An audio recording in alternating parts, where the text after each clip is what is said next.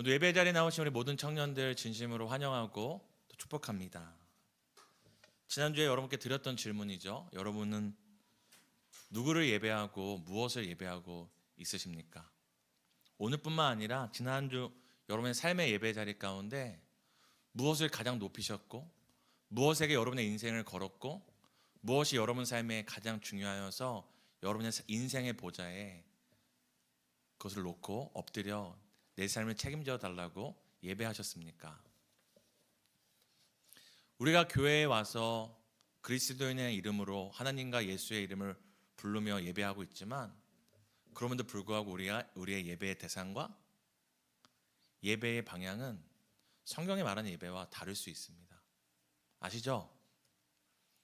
예수님이 이 땅에 오셨을 당시에 성전에서 수많은 제사장과 율법사와 서기관들이 제사를 드리고 있었지만, 예수님이 뭐라고 하셨죠? 그 예배가 아니라고 하셨습니다. 여러분, 장소도 시간도 그 형식도 중요하지만 더 중요한 것은 예배의 본질을 잡고 예배를 드리는 것입니다. 예배가 무엇인지, 예배가 누구를 향하여 되는 것인지를 알고 드리는 것이 무엇보다 중요합니다. 여러분, 이런 말 들어본 적 있으신가요? 예배에 목숨을 걸어라. 혹시 처음 들어본 분 계신가요? 예배에 목숨을 걸어라. 감사합니다. 유라자매님 표현해 주셔서. 여러분, 이런 말 많이 들어봤을 거예요. 예배에 목숨을 걸어라. 본질이 중요하다. 이런 말 우리 많이 들었지만 제가 이렇게 물어본다면 여러분 어떻게 대답하시겠습니까? 여러분, 예배에 목숨 걸고 계신가요?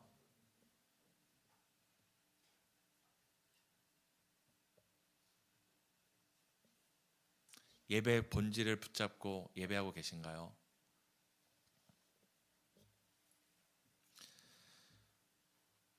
여러분, 우리가 근원에 대해서 말하는 창세기를 통해서 예배의 근원과 본질에 대해서 살펴보고 있습니다. 이것은 제가 단순히 여러분에게 제가 좀 더 잘 안다고 신대원도 나왔고 공부를 했으니까 예배란 이런 겁니다 뽐내기 위함이 아니라, 예배가 여러분이 목숨 걸 만큼 중요한 것이기 때문이고, 예배다운 예배를 드릴 때 여러분이 더 이상 살 소망이 없는 그때에도 그 예배로 말미암아 생명을 얻어 살아갈 힘을 얻기 때문입니다. 예배에 목숨 걸라는 것은 목숨을 걸 만큼 예배에 가치와 의미가 있기 때문입니다. 본질이 왜 중요합니까? 그저 우리가 옛날 이야기를 하려고 본질을 잡는 게 아니라, 본질이 말 그대로 뿌리잖아요. 그 뿌리에서 영양이 공급되어 줄기가 자라고 가지가 자라고 잎이 맺히고 열매가 맺는 것처럼, 여러분 본질을 붙잡을 때 그 본질에서 여러분이 그것의 의미와 가치를 알고 거기서 열매를 맺게 됩니다. 그냥 예배 많이 드리고, 제가 알기로는 어떤 교회에 있는데요, 비하하는 건 아니지만 어떤 교회는 그 시계를 가리고 예배를 드린대요. 실제로 있는 교회. 그래서 거기 예배를 시작하면 딱 시계를 가린대요. 그리고 예배를 드리는 거예요. 끝나면 6시간, 7시간이 지나가 있다고 하더라고요. 여러분, 길게 예배 드리는 게 예배의 본질일까요?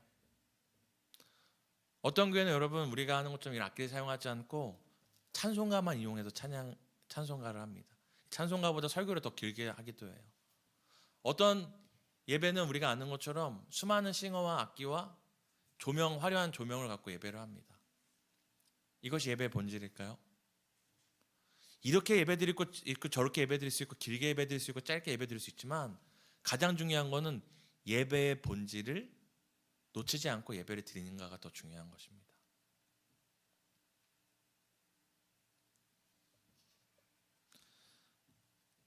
우리가 예배의 본질이 무엇인지 알 때 우리는 그 뿌리에서 예배가 이런 의미와 가치가 있었구나, 예배에 이런 힘이 있구나, 우리는 경험하게 될 것입니다. 우리 창세기를 통해서 예배의 근원을 살펴보고 있는데요, 지난주를 잠깐 리마인드 하자면, 가인과 아벨이 제사를 드리는, 예배를 드리는, 성경에서 처음으로 예배가 등장하는 이야기가 창세기 4장에 기록되어 있는데요, 둘이 제사를 드리다가 하나님께서 한 사람의 제사는 받고 한 사람의 제사는 받지 않았죠. 근데 이게 어디까지 갑니까? 형제가 형제를 죽이는 살인까지 갑니다. 이만큼 여러분 예배가 굉장히 중요한 겁니다. 예배를 잘못 드리죠? 내가 원하는 것들을 예배를 통해 얻지 못하죠? 그러면 누구를 죽이게 됩니까? 옆 사람 봐보세요. 옆 사람 죽이는 게 아닙니다. 가인이 아벨을 죽였을 때 가인은 아벨을 죽이기 전에 누굴 먼저 죽인 겁니까? 자신의 삶을 끝장낸 겁니다. 그것이 그저 아벨을 살인하는 것으로 나타날 뿐이고. 여러분, 예배를 바르게 드리지 않으면, 예배의 본질을 놓치고 예배를 드리다 보면 내가 먼저 죽습니다. 내가 먼저 죽습니다. 그래서 예배에 목숨을 걸어야 나도 살고 내 옆에 있는 사람도 살릴 수 있습니다. 가인과 아벨의, 우리가 지난주 살폈던 가인과 아벨의 사건을 통해서 하나님께서 말씀하시는 것이 무엇입니까? 이 땅의 예배는 땅의 소산에 관한 게 아니라는 겁니다. 이 땅에서 내가 예배를 열심히 드려서 지극정성을 들여서 내가 원하는 바를 얻어내는 게 예배의 목적이 아닙니다. 여러분, 만약에 오늘 예배 드려서 여러분의 문제가 해결되고, 예배 드려서 여러분이 바라던 것들이 해결되고, 예배 드려서 여러분이 지금 돌파해야 될 것들을 해결하기 원한다면, 여러분, 이 예배가 끝나고 여러분 실망하실 수 있어요.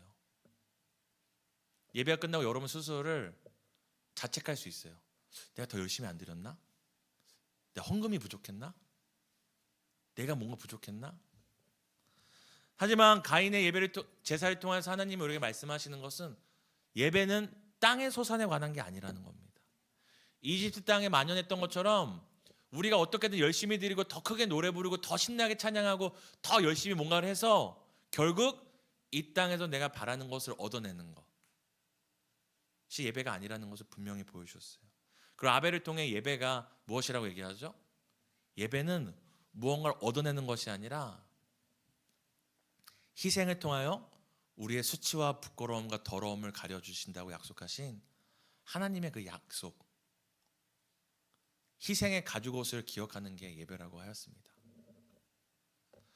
여러분, 실망할 수 있어요. 뭐야, 내 인생에 문제가 있는데, 내 인생에 답답함이 있고 내 상한 마음과 감정이 있는데, 내가 해결될 문제가 있는데, 예배를 통해 그것을 보는 게 아니라 희생을 통해 우리의 수치와 더러움과 우리의 부끄러움을 가려줄 그 약속을 기억하는 거라고? 여러분, 여쭤보겠습니다. 여기 아직 하나님에 대한 확신이 없고 정말 예수님을 나의 구주로 영접하지 않은 분들도 계시겠지만, 예수님을 나의 구주로 영접하고 하나님을 나의 하나님으로 고백한 예배자 여러분에게 묻겠습니다. 여러분이 앞으로 평생 살면서 받을 은혜, 기도의 응답, 인생의 문제 해결 있잖아요.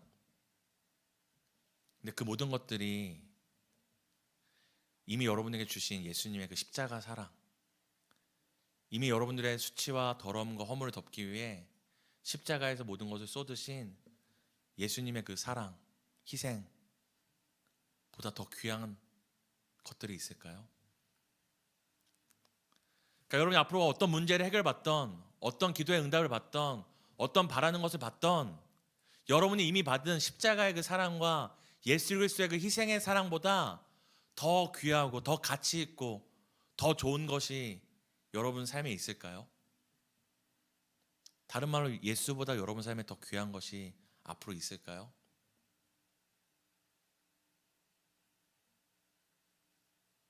그럼 여러분 어떤 사람들이니까 여러분은 이미 오늘 당장 죽어도 이미 가장 귀한 것을 이미 받은 사람들입니다. 여러분 지금 답답한 인생의 상황들이 있죠? 그 상황이 해결돼도 여러분 어떤 사람입니까? 이미 세상에서 가장 귀한, 내가 앞으로 얻고 누리고 받을 그 모든 것을 다 싸모아도 그것보다 귀한 예수님의 사랑과 용서, 희생과 구원을 여러분 받은 사람들입니다. 여러분 그것으로 기쁘십니까 오늘? 여러분 그것을 감사하십니까? 여러분 세상에 가장 귀한 것으로 기쁘지 않고 감사하지 않은데 세상에 무엇을 받은들 기쁨과 감사가 있겠습니까?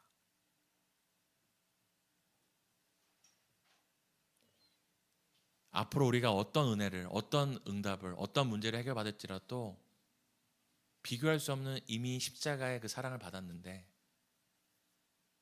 그거에 감사하고 그거에 기뻐하지 못한다면 무엇이 우리를 기쁘게 하고 무엇이 우리에게 감사의 내용이 되겠습니까? 창세기를 통해서 성경이 분명히 얘기하는 것은 예배는 땅의 소산에 관한 것이나 내 인생의 문제를 해결하는 것이 아니라 하나님께서 에덴 동산에서 아담과 하와의 수치를 가려주시기 위해서 희생을 통해 만들어진 그 가죽옷, 그 가죽을 옷을 통해서 내가 때가 되면 여자의 후손을 통해 너희의 수치와 부끄러움과 허물을 덮어줄 거라는 그 구원의 약속을 기억하는 것이 바로 예배였습니다. 그래서 아벨은 무엇으로 예배드리죠? 양의 첫 새끼로 드리죠. 양의 첫 새끼를 드리려면 첫 번째 전제 조건이 뭐죠? 양을 희생시켜야 되죠. 희생을 통해 아담과 하와가 그 부끄러움을 수치를 가렸었던 그 희생을 기억하는 것이고, 희생을 통해 무엇을 기억하는 겁니까? 언젠가 때가 되면 희생을 통해 우리에게 영원하고 완전한 수치와 더러움과 허물을 가려줄 그 때가 올 거라는 것을 기억하는 게 바로 예배의 본질이었습니다. 오늘 우리가 예배 가운데 기억하고 빠짐없이 붙들어야 할, 예배해야 할 것이 바로 무엇이냐면 바로 희생을 통해 구원의 약속을 완성하신 예수님입니다. 오늘 예수의 이름이 여러분의 마음을 감동케 하지 못한다면, 오늘 예수의 이름이 여러분의 마음 가운데 만족이 되지 못한다면 저는 단언합니다. 세상의 그 어떤 것도 여러분에게 만족과 기쁨을 주지 못할 것입니다. 오늘 우리가 본문을 통해서 더 한번 예배가 무엇인지 살펴볼 텐데요. 오늘 본문은 우리가 잘 아는 것처럼 노아와 방주의 이야기입니다. 잘 아시죠? 노아 할아버지 방주를 만들었다. 우리는 이것을 단순히 이렇게 홍수가 났는데 배를 잘 만들어서 살아남은 이야기로 아는데, 사실 그 안에는 더 깊은 스토리가 있습니다. 왜냐하면 오늘 우리에게 의미 있는 이유 중에 하나가, 오늘 노아와 그 가족들이 큰 홍수에서 심판에서 구원을 받잖아요. 근데 방주에서 나오자마자 했던 첫 번째 행위가 무엇인지 아십니까? 바로 제사를 드리는 거였습니다. 방주에 나오자마자 와 살겠다, 방주 답답했는데 막 그 초원을 뛰어다니면서 와 사람들 다 사라져서 이제 다 내 땅이네 하는 것이 아니라, 방주에 나오자마자 노아와 그 가족들이 첫 번째 했던 것이 무엇이냐면 바로 하나님을 예배하는 것이었습니다. 그리고 이 예배가 바로 성경에 나오는 두 번째 예배입니다. 그렇다면 오늘 이 노아와 방주의 사건을 통하여서 성경이 우리에게 말하는 예배의 본질이 무엇인지 우리가 살펴보도록 하겠습니다. 우리 함께 창세기 6장 5절에서 7절을 읽도록 하겠습니다. 창세기 6장 5절에서 7절입니다.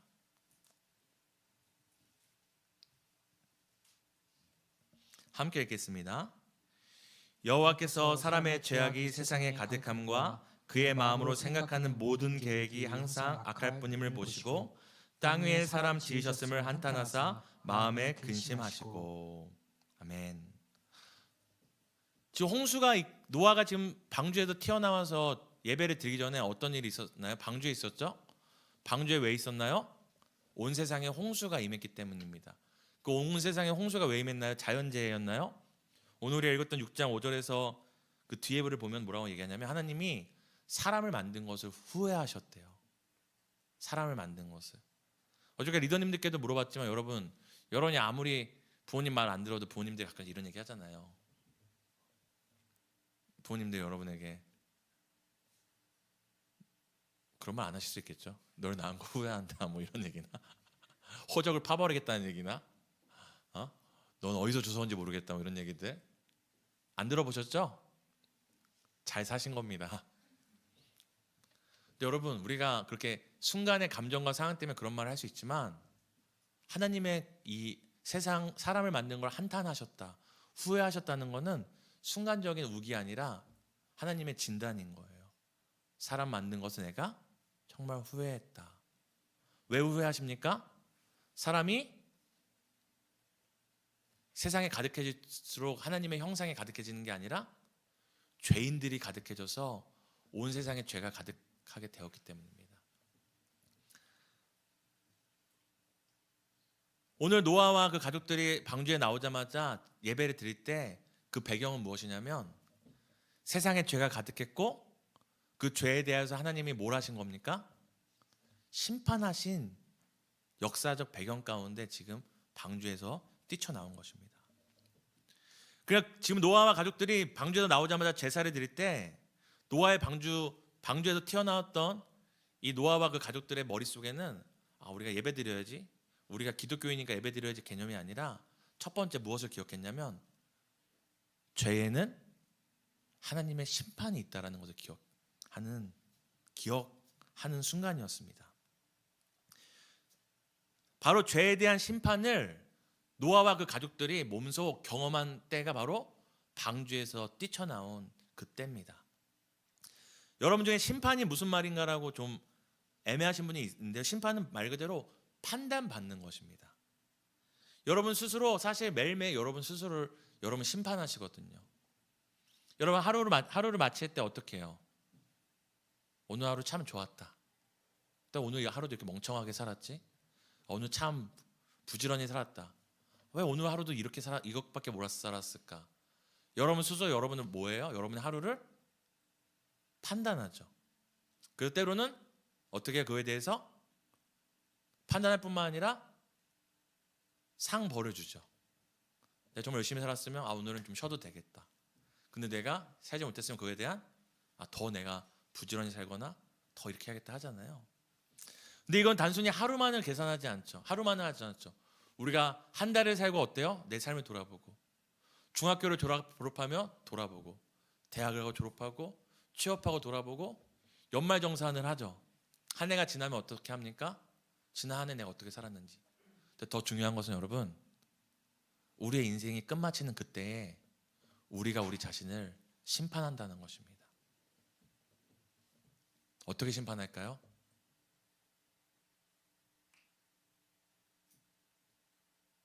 어떤 분 이렇게 얘기했죠. 참 아름다웠다. 비가 와서 아름다웠고 눈이 와서 아름다웠고 너와 함께라서 아름다웠고. 그렇게 아름답게 자신의 삶을 평가하신 분도 계시겠죠. 어떤 사람은 뭐 같은 인생 욕하면서 자신의 인생을 심판하실 수 있습니다.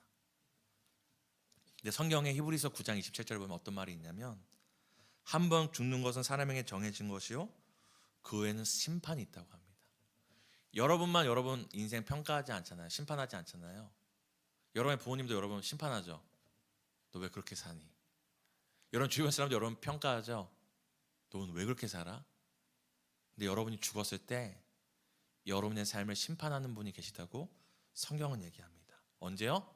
죽은 다음에. 심판이라는 것은 모든 사람이 자신만 할 뿐만 아니라 주변 사람만 할 뿐만 아니라 언젠가 때가 되면은 하나님께서 우리의 삶을 평가하시고 그 삶에 대해서 판단하시고 상과 벌을 주시는 것이 바로 심판입니다. 그럼 오늘 노아와 그 가족들이 경험했던 이 심판은 무엇입니까? 하나님이 그 시대, 죄가 가득했던 그 시대에 대해서 판단하시고 평가하시고 그 시대에 대해 알맞는 상과 벌을 주시는 거죠. 그래서 어떻게 하십니까? 하나님께서 홍수를 내리셔서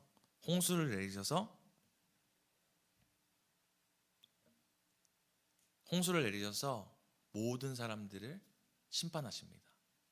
죄에는 심판이 따르고 죄가 가득해지면 심판이 임하고 벌이 임하고 죄에 대한 반드시 누구도 피하지 못한다는 걸 보여주는 게 바로 이 홍수 심판이었습니다. 그런데 이 홍수 심판에서 살아남았잖아요. 얼마나 감사해요. 얼마나 기쁘겠어요. 근데 왜 노아와 그 가족들이 나오자마자 제사부터 드렸을까요? 우리 함께 읽어볼까요? 오늘 읽었던 8장 20절입니다. 8장 19절과 20절 한번 읽어볼게요. 8장 19절 20절 함께 읽겠습니다. 시작. 땅 위의 동물 곧 모든 짐승과 모든 기는 것과 모든 새도 그 종류대로 방주에서 나왔더라. 노아가 여호와께 제단을 쌓고 모든 정결한 짐승과 모든 정결한 새 중에서 제물을 취하여 번제로 제단에 드렸더니. 지금 동물들과 함께 방주에서 나오자마자 노아가 그 가족들이 제사를 드리는데요. 왜 제사를 드리냐면 그들이 방주에서 살아남았지만, 홍수 심판에 살아남았지만, 노아와 그 가족들은 이 방주에서 무엇을 경험했습니까? 구원을 경험한 게 아니에요. 노아와 그 가족들이 첫 번째로 경험한 것은 하나님의 심판을 경험했어요. 여러분, 이 노아 방주 사건을 우리가 유초등부 때 배우는 노아 할아버지 방주 탔어요를 생각하시면 안 돼요. 우리 한번 상상의 나래가 아니라 우리가 성경의 행간에 말하지 않는 것을 한번 살펴보겠습니다. 하나님께서 노아에게 방주를 지으라고 하셨죠. 왜냐? 세상에 죄가 가득하니까 내가 심판하겠다. 노아가 방주 지었습니다. 하나님이 때가 되었으니 정결한 동물과 부정한 동물을 그 숫자에 맞게 들어가면 하나님께서 방주의 문을 닫아주신다고 했어요. 방주의 문을 닫았습니다. 안전하게 노아와 그 가족들은 방주에 탔죠. 비가 내리기 시작합니다. 사람들이 처음에 어떻게 했을까요? 보면서 비가 내린다. 잘 됐네, 농사철인데. 근데 비가 멈추지 않는 거예요. 사람들이 어떻게 생각할까요? 주무시는 분들이 많네요. 어젯밤에 다들 예배를 기대하고 설레하는 마음으로 밤잠을 못 이루신 것 같은데요. 여러분, 이 홍수 사건은 굉장히 심각합니다. 비가 그냥 내리니까 이제 사람들이 어떻게 생각합니까? 노아의 말이 진짜인가? 하나님이 심판하신다고 했는데 비가 와서 집이 찹니다. 사람들이 언덕으로 올라가죠. 이제 비가 걷잡을 없이 많아서 홍수가 세상에 가득하게 됐죠. 사람들이 어디로 달려갔을까요? 방주로 달려가죠. 왜요? 태워달라고. 방주를 처음엔 두들겼겠죠. 노아, 나 누구야? 나 누구의 아들이야? 나 누구야? 당신과 함께 했던 사람이야. 문 열어줘. 문 열어줘. 처음에 이 두드림이 나중에 어떻게 됩니까? 욕설과 비명으로 바뀝니다. 도움을 요청하다가 그게 안 들어지면 사람들 어떻게 하겠죠? 너 혼자 잘 사나 보자. 사람들이 문을 두드리다 비명을 지르고 방주를 손으로 긁겠죠. 어떻게든 매달려 살려고. 곳곳에서 사람들이 죽는 소리, 떠내려가는 소리가 들리죠. 노아는 그저 비 내리는 소리 듣고 있었던 게 아니라 방주 밖에 있는 사람들이 심판받는 것을 방주 안에서 실제로 경험을 하고 있는 것입니다. 근데 그 비명 소리가 세상을 가득 차다가 어떻게 되는 겁니까? 점점점 하나, 둘 사람들의 목소리가 조용해지고 어느새 세상은 고요해지는 것이죠. 그럼 노아가 그 뱃속에서 좋다, 조용하다 했을까요? 한 번도 경험하지 못한 세상의 그 고요. 분명히 그 직전까지 비명과 살려달라는 애통함과 울부짖음이 가득했던 그 세상이 조용해져 버린, 어느 때보다도 고독하고 어느 때보다 슬픈 고요를 경험하고 있는 것입니다. 여러분, 노아와 그 가족들은 그저 방주 타서 살아남은 게 아니라 사람들이 죄에 의해서 심판받는 것을 직접 경험했어요.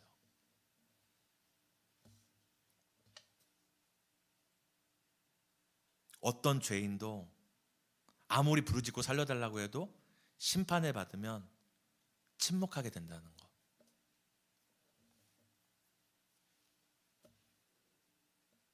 노아와 그 가족들이 방주에 나왔을 때 마냥 기뻤을 거라고 생각하시나요? 여러분? 우리도 그런 간접적인 경험을 했지 않나요? 우리 세월호 사건도 있었고 이태원 사건도 있었고. 제가 실제로 세월호 사건 있을 때 정치적인 성향 아닙니다. 제가 그 단원구 쪽에서 그 교회와 교회 찬양팀 밴드 디렉팅하는 걸 도와주고 있었거든요. 그러면 이제 제가 수원에 사니까 이렇게 가요, 안산으로. 정말 도시가 죽음의 기운이 느껴져요. 정말 도시가 조용해요. 정말로.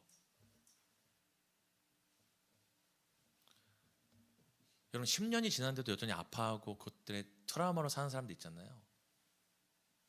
근데 노아는 세상에 심판받는 걸 뱃속에서 경험했어요. 배 안에서. 방주에서 살아남았다고 기뻤을까요? 그냥 기쁘고 노래 부르면서 방주에 뛰쳐나왔을까요? 아닙니다. 방주에 나왔을 때 그들은 살아남았다는 기쁨만이 아니라 언제든 이런 심판이 또 올 수 있겠구나. 노아가 방주에서 나왔는데 갑자기 하늘에서 비가 뚝뚝 떨어져요. 그럼 노아가 어떻게 했을까요? 비가 내리고 음악이 흐르면 난 이렇게 아니죠. 비 한 방울 한 방울이 노아에게는 트라우마죠. 심판인가? 내가 뭐 잘못했나? 오늘 그런데 노아와 그 가족들이 방주가 열리자 나와서 하는 첫 번째가 무엇입니까? 바로 제사를 드린다는 겁니다. 이것은 우리가 매우 집중해야 될 것이죠. 그럼 여기 우리 질문할 것이 한 가지 더 있습니다. 그럼 왜 모두가 심판받았는데 노아와 그 가족들만 살아남았는가? 이유가 있을 거 아니에요? 우리 함께 6장 8절 9절을 읽겠습니다. 창세기 6장 8절 9절입니다. 함께 읽겠습니다.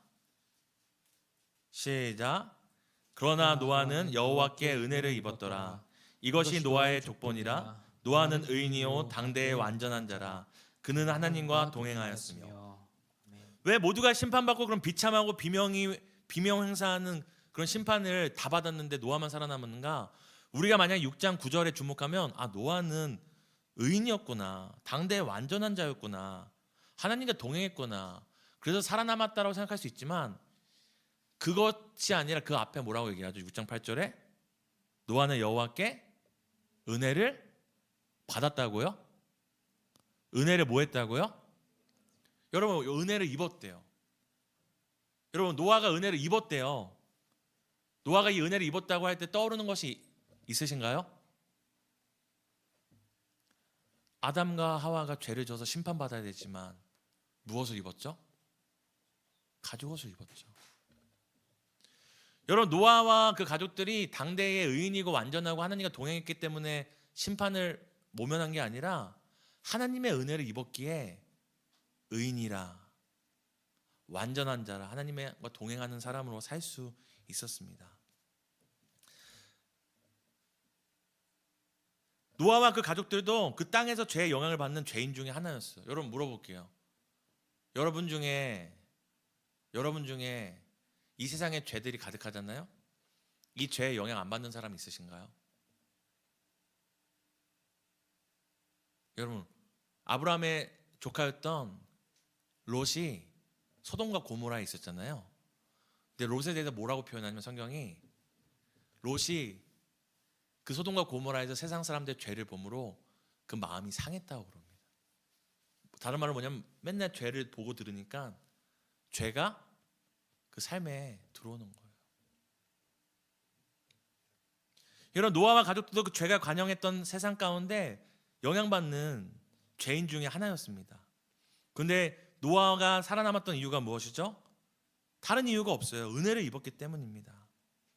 그 왜 하나님께서 왜 이 노아라는 사람에게 왜 노아여야만 했는가?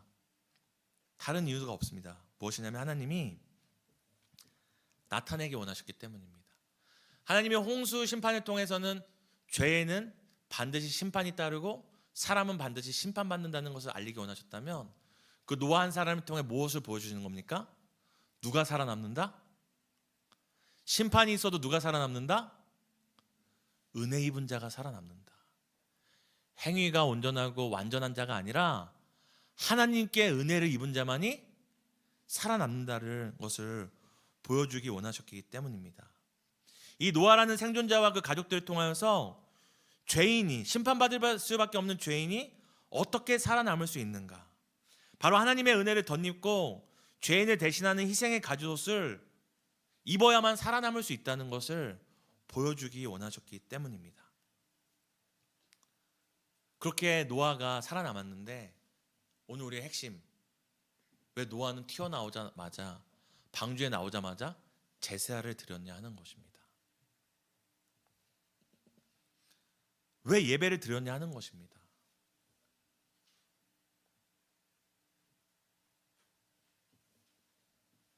이건 단순히 생존에 대한 감사나 이제 여러분 무한 경쟁 사회에서 유일한 존재가 된 거예요. 여러분 더 이상 땅 때문에 싸울 필요 없고 먹고 사는 것 때문에 싸울 필요가 없는 거죠. 그럼 지금 노아와 이 가족들이 하나님이 우리만 남겨주셨구나, 이제 무한 경쟁이 아니라 내 마음대로 살 수 있겠구나, 더 이상 걱정하지 않아도 되겠구나 하면 제사 드린 것일까요? 그것이 아닙니다. 여러분 예배는 우리 편에서도 하나님께 드리는 것이지만 하나님 편에서도 뭐 하는 시간입니까? 예배를 뭐 하시는 시간이에요? 아니가요? 우리가 오늘 예배 드리면 3일 있다가 하나님께 배송되나요? 우리가 예배를 드리는 시간에 하나님도 뭘 하시죠? 예배를 받으시죠. 우리가 하나님께 드리는 것을 하나님도 받으시는 거예요. 그럼 지금 노아와 그 가족들이 하나님께 뭘 드리고 있죠? 예배. 무엇으로 예배를 드리고 있죠? 희생의 번제를 드렸다고 하죠. 까먹으셨을 것 같아서 다시 한번 8장 20절 21절 함께 읽겠습니다. 함께 읽겠습니다. 시작. 노아가 여호와께 제단을 쌓고 모든 정결한 짐승과 모든 정결한 새 중에서 죄물을 취하여 번제로 제단에 드렸더니 여호와께서 그 향기를 받으시고 그 중심에 이르시되 내가 다시는 사람으로 말미암아 땅을 저주하지 아니하리니 이는 사람의 마음이 계획하는 바 어려서부터 악함이라. 내가 전에 행한 것 같이 모든 생물을 다시 멸하지 아니하리니. 아멘. 아니 지금 노아와 그 가족들이 하나님께 동물을 잡아 희생의 제물을 드렸더니 하나님께서 바로 뭐라고 답 주세요? 향기롭게 받으시고 다시는 이렇게 심판하지 않겠다고 얘기하세요. 지금 노아와 그 가족들이 희생의 제물을 드리잖아요. 그 순간 하나님은 무엇을 기억하시는 거냐면 하나님이 아담과 하와에게 약속하신 희생을 통해 죄인들의 죄를 덮어주고 가려주고 용서해 주시겠다는 하나님이 먼저 아담과 하와에게 했던 희생의 제사의 약속을 하나님도 기억하시는 거죠. 지금 노아와 그 가족들이 방주에서 뛰쳐나오자마자 제사를 드리는 것은 하나님을 향하여 뭘 기억하러 가시는 거예요? 하나님, 사람이 사람의 힘으로 자신의 무화과 나무 힘으로 자신의 더러움을 가릴 수 없는 것처럼 하나님이 희생의 제물을 통하여 가죽 옷을 덮어주셨던 것처럼 희생을 통하여 여자의 후손을 통한 희생을 통하여 우리의 수치와 더러움과 부끄러움을 가려주신다고 약속하셨잖아요. 하나님께 희생의 제사를 드리며 하나님께 하나님의 약속을 기억하라고 노아가 제사를 드리는 것입니다. 그러자 하나님께서 어떻게 하십니까? 우리 9장 좀 길긴 한데요 8절에서 17절을 함께 읽었으면 좋겠습니다. 우리 창세기 9장 8절에서 17절입니다. 우리 함께 번갈아 읽겠습니다. 제가 먼저 읽겠습니다. 하나님이 노아와 그와 함께한 아들들에게 말씀하여 이르시되 내가 내 언약을 너희와 너희 후손과 너희와 함께한 모든 생물 곧 너희와 함께한 새와 가축과 땅의 모든 생물에게 세우리니 방주에서 나온 모든 것 곧 땅의 모든 짐승에게니라. 내가 너희와 언약을 세우리니 다시는 모든 생물을 홍수로 멸하지 아니할 것이라. 땅을 멸할 홍수가 다시 있지 아니하니라. 하나님이 이르시되 내가 나와 너희와 및 너희와 함께하는 모든 생물 사이에 대대로 영원히 세우는 언약의 증거는 이것이니라. 내가 내 무지개를 구름 속에 두었나니 이것이 나와 세상 사이의 언약의 증거니라. 내가 구름으로 땅을 덮을 때에 무지개가 구름 속에 나타나면 내가 나와 너희와 및 육체를 가진 모든 생물 사이에 내 언약을 기억하리니 다시는 물이 모든 육체를 멸하는 홍수가 되지 아니할지라. 무지개가 구름 사이에 있으리니 내가 보고 나 하나님과 모든 육체를 가진 땅의 모든 생물 사이에 영원한 언약을 기억하리라. 하나님이 노아에게 또 이르시되 내가 나와 땅의 모든 생물 사이에 세운 언약의 증거가 이것이라 하셨더라. 아멘. 여러분 굉장히 재밌습니다. 우리가 비 내리고 나면 무지개 보면서 아 이쁘다 하잖아요. 근데 오늘 이 무지개가 첫 번째로 등장하거든요. 왜 무지개가 비 오고 나선 생기는가?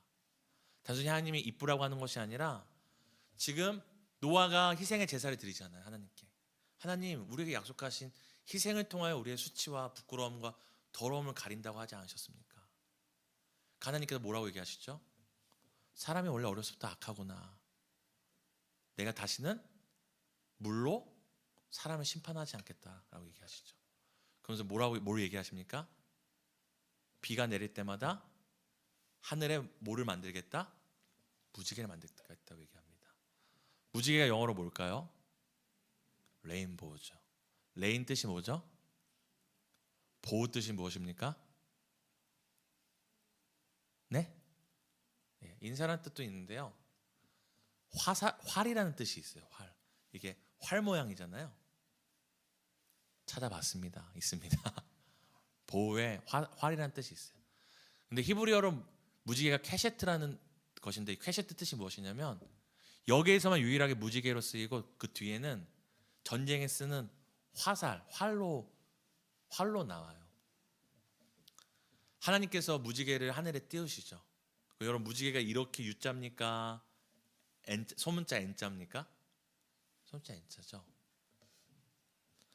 지금 모아가 하나님께 하나님 희생을 통해 우리의 수치와 더러움을 가려 주신다고 하셨잖아요. 제사를 드리자 하나님이 내가 다시 너희를 물로 심판하지 않겠다. 그 대신에 너와 나 사이에 언약을 맺을 것인데 그 언약의 증거를 뭐를 보여주시냐면 바로 하늘에 비가 올 때마다 뭐를 세워주시는 거예요? 무지개. 다른 말로 뭐죠? 활을 세우겠다고 합니다. 그럼 이 활이 땅을 향하고 있습니까? 하늘을 향하고 있습니까? 지금 누구를 향하고 있는 거예요? 하나님을 향하고 있는 거죠. 지금 오늘 노아가 예배를 통해 하나님이 희생을 통해 우리를 구원해 주신다고 하지 않았습니까? 라는 이 제사에 하나님께서 뭐라고 답하시는 거냐면 내가 다시는 이렇게 심판하지 않겠다라고 활로 자신을 가리키며 내가 이 약속을 지키겠다. 홍수 심판이나 자연재해가 아니라 여자의 후손을 통해 너희를 구원하겠다는 이 언약을 내가 기억하고 지키겠다라고 약속을 합니다. 아까 말씀드린 것처럼 여러분 트라우마라는 게 굉장히 무섭죠. 노아와 그 가족들이 자다가 빗소리만 들으면 어땠을 것 같아요? 자다가도 벌떡 일어나죠. 근데 안심할 수 있죠. 왜 그렇습니까? 무지개가 항상 뜨니까요. 하나님이 오늘도 이 약속을 기억하고 있구나. 하나님이 우리를 심판하는 방법이 아니라 우리에게 약속하신 희생을 통하여 우리를 구원하시겠다는 그 약속을 기억하고 계시는구나라고 기억하며 안심할 수 있었습니다. 여러분 그거 아시나요? 무지개가 비 올 때만 뜨나요?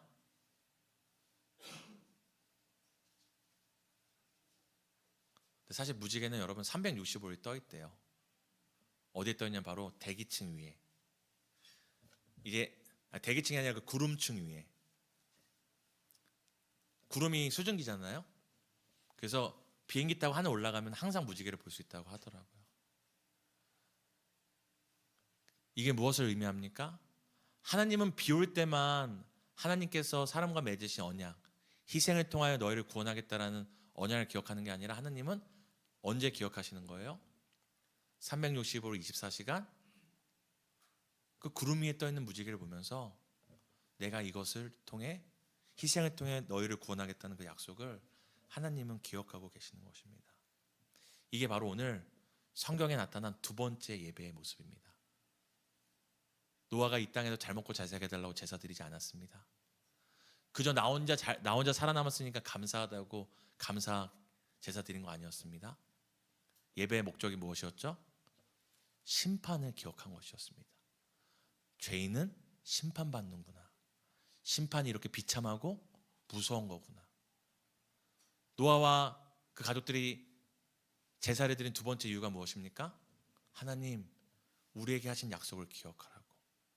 심판이 아니라 희생을 통하여 우리를 구원해 주신다고 약속하지 않았냐고.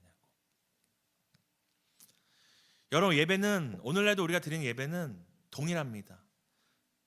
우리가 예배 드릴 때마다 우리는 죄에 대한 심판을 기억해야 합니다.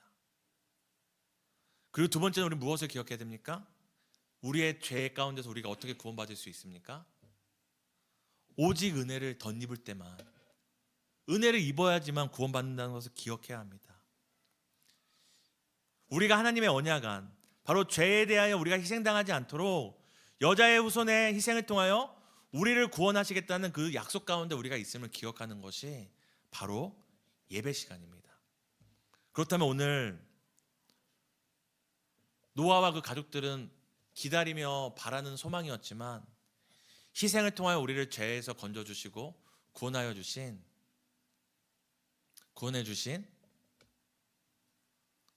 이 여자의 후손은 우리에게 누구입니까? 바로 예수 그리스도입니다. 그 예수 그리스도께서 우리를 구원하시기 위해 심판에 매달리신 그 심판은 사실 누구의 심판입니까? 죄인들을 위한 심판입니까? 바로 내가 매달려야 될 십자가의 심판에 예수님이 매달려 심판받으시고 희생당함으로 하나님의 이 무지개의 약속을 지키신 것이 바로 십자가입니다. 노아가 하늘에 뜬 무지개를 볼 때마다 안심하고 우리가 심판받지 않고 우리가 희생을 통하여 구원받겠구나를 기억하였다면 오늘 우리는 십자가를 바라볼 때마다 무엇을 기억해야 됩니까?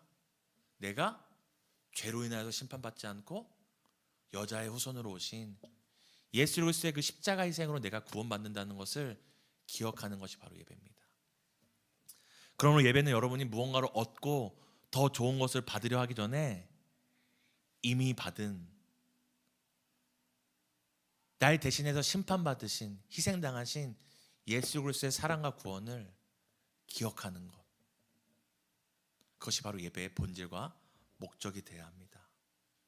여러분, 이게 별거 아닌 것 같지만 정말 한번 여러분 예배를 드리러 앞으로 나올 때마다, 그리고 여러분의 삶의 현장에서 버스를 타던 전철을 타던 직장 가운데서 하나님께 예배할 때마다 여러분이 두 가지만 기억해 보세요. 난 심판받을, 끔찍한 심판을 받을 죄인이었다. 심판을 기억하시고, 두 번째, 그러나 예수가 십자가에서 나를 대신하여 심판받으심으로 나는 구원받았다. 이 심판과 구원만 기억하십시오. 그 심판과 구원의 예배의 자리에서 여러분이 경험한 것보다 말할 수 없는 놀라운 은혜의 본물이, 샘물이 솟아나옴을 여러분 경험하게 될 것입니다. 이 시간 오늘 우리도 이 예배를 마무리하며 그 심판과, 노아가 경험했던 그 심판과는 비교할 수 없을 만큼 더 끔찍한 심판이 이 땅 가운데 임할 것인데, 그 심판 가운데 우리를 건지신 그 구원을 기억하며 함께 찬양했으면 좋겠습니다.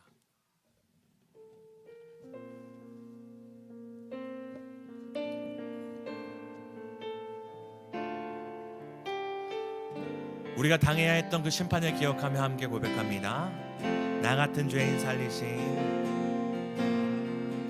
나 같은 죄인 살리신 아멘. 주의 놀라 우리는 심판받을 수밖에 없는 쓰레기 같은 존재였습니다. 잃었던 생명 찾았고 광명을 얻었네. 큰 죄악에서 건지신, 큰 죄악에서 건지신 주의 놀라워 주의 놀라워 아멘. 나 처음 믿은 그 시간 귀하고 귀하다. 다시 한번, 나 같은 죄인 살리신, 나 같은 죄인, 우리가 받아야 했던 그 끔찍한 심판을 우리가 기억하기 원합니다. 주의 놀라워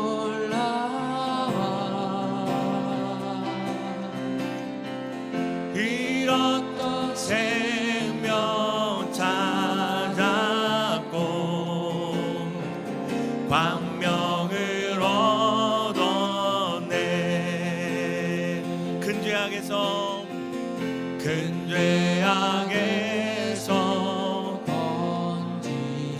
우리를 심판에서 건지셨습니다. 주의 놀라와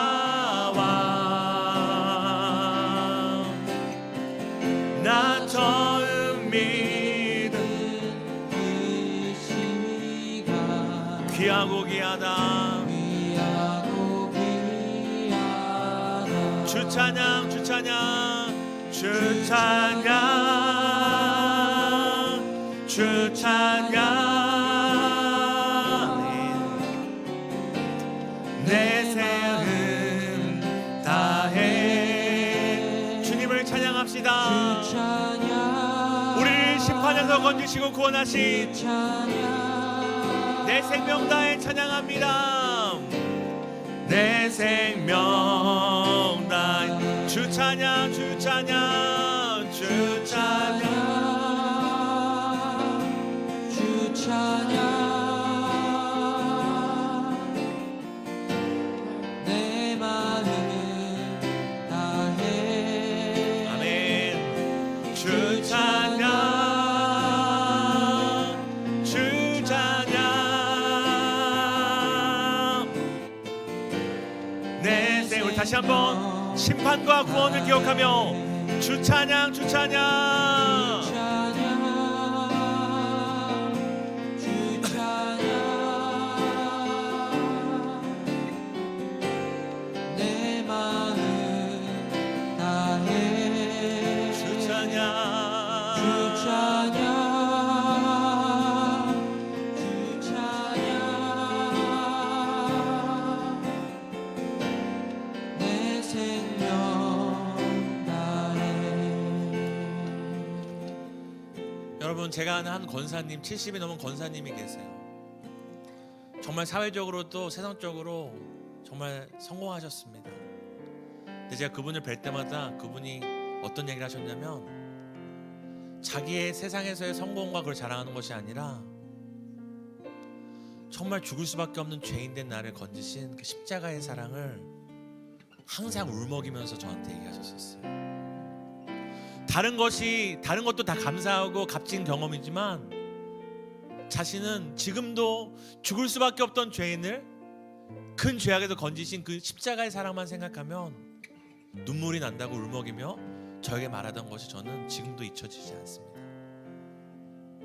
여러분, 앞으로 세상이 당할 심판은 노아의 홍수 때와는 비교할 수 없을 만큼 끔찍하고 더 큰 비명과 더 큰 고통으로 가득하게 될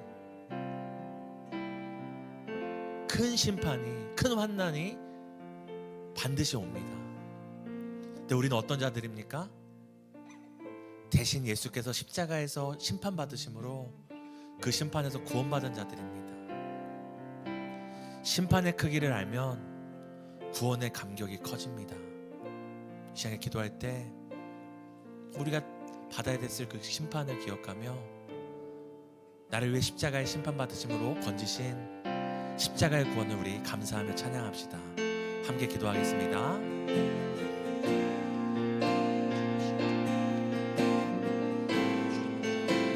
하나님, 내가 얼마나 큰 죄인인지, 내가 얼마나 큰 죄인인지 주님 알기 원합니다. 주님, 얼마나 큰 죄인인지 알기를 원합니다.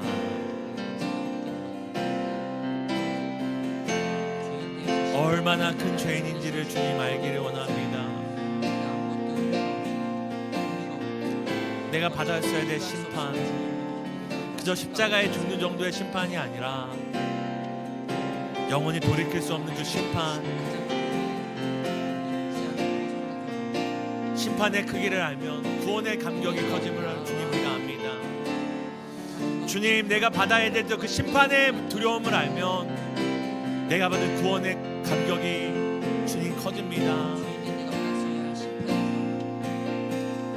하나님, 우리가 예배를 드릴 때마다 내가 가지지 못한 거, 내가 응답받지 못한 거, 내가 해결하지 인생의 문제를 묵상하고 예배하는 것이 아니라 우리가 무엇보다도 먼저 내가 받아야 했던 그 심판, 큰 죄악에서 건지신 그 구원을 우리가 기억하기 원합니다. 심판과 구원을 기억하며 예배하기 원합니다.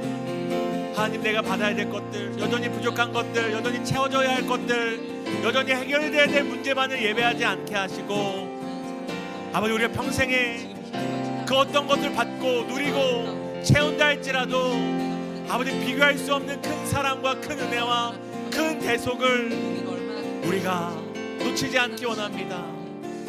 우리가 앞으로 받을 어떤 은혜와 어떤 사랑과 어떤 구원보다 이미 더 큰 은혜와 더 큰 구원과 더 큰 사랑을 받았으면 우리가 잊지 않기 원합니다.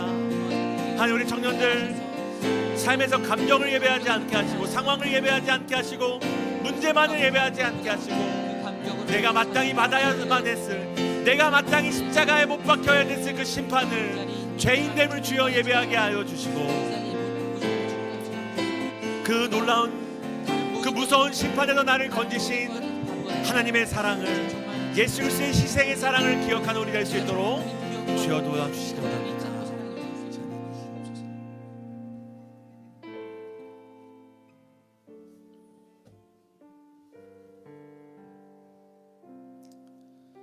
하나님, 정말 노아의 방주, 노아가 들었던 그 시대의 사람들의 비명과 사람의 호소와 울부짖음과는 비교할 수 없을 만큼, 그리고 돌이킬 수 없는 큰 심판이 다가오고 있음을 우리는 믿습니다. 하지만 그 심판이 다가오지만 우리가 두려워하지 않음은, 우리가 받을 그 심판을, 나의 죄와 나의 삶에 대한 그 심판을 예수님이 십자가에서 대신 받으시고 우리를 희생으로 구원해 주셨기 때문입니다. 하나님, 우리가 예배드릴 때마다 감정을 예배하지 않게 하시고, 나의 상황과 문제만을 예배하지 않게 하여 주시고, 우리를 큰 죄악에서 건지신 예수님의 그 십자가의 사랑을 예배하며 높이며 가장 귀한 것으로 되새기는 예배가 될 수 있도록 도와주세요.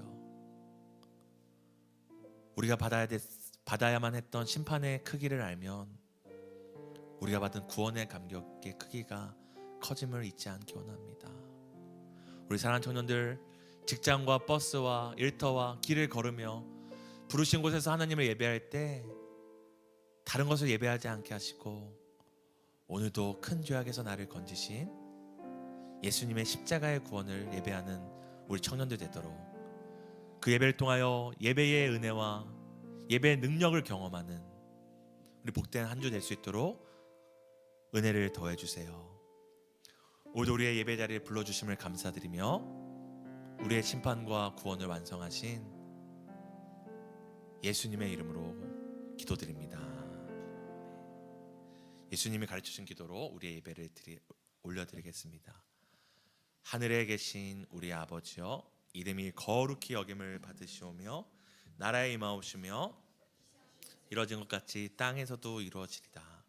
오늘날 우리에게 일용할 양식을 주옵시고, 우리가 우리에게 죄 지은 자를 사하여 준 것 같이 우리 죄를 사하여 주옵시고, 우리를 시험에 들게 하지 마옵시고 다만 악에서 구하옵소서. 대개 나라와 권세와 영광이 아버지께 영원히 있사옵나이다.